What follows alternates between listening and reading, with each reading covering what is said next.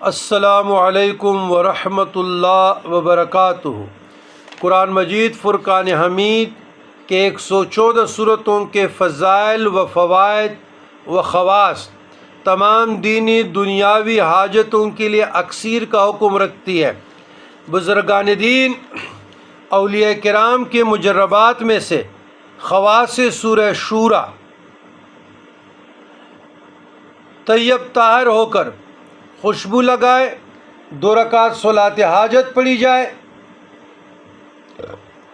اس کے بعد سورہ فاتحہ،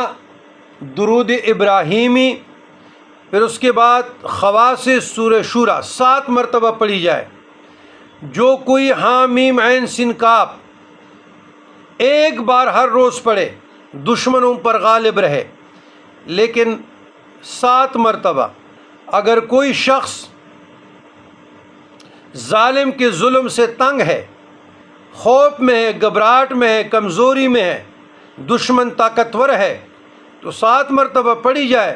آسمان کو دیکھ کر اس کے ذریعے سے تلاوت کی جائے، دعا کی جائے، قبول ہوگی انشاءاللہ، نجات پائے گا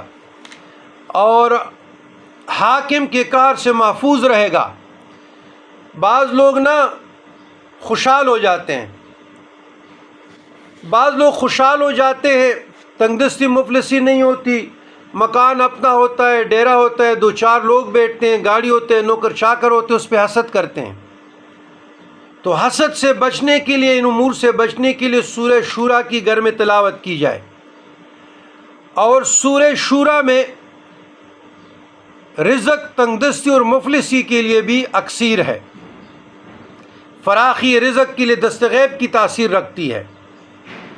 تو سورہ شورا جمیع تکالیف سے نجات کے لیے، حل المشکلات کے لیے،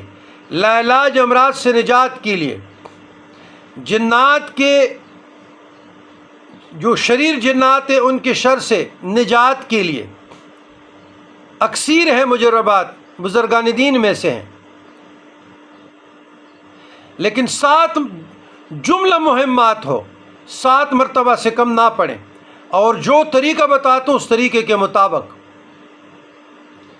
تو کوئی لاعلاج مریض ہو، آج کل ڈپریشن زیادہ ہے، نفسیاتی مسائل زیادہ ہے، اور بہت ایسے بچے جو مدارس کے بچے ہیں یا یونیورسٹی اسکولوں کے ہیں، عشق معشوقی میں چلے جاتے ہیں، ڈپریشن میں چلے جاتے ہیں، نفسیاتی تناؤ میں اس میں برداشت کم ہو جاتی ہے، صبر، استقامت، حوصلہ ختم ہو جاتا ہے۔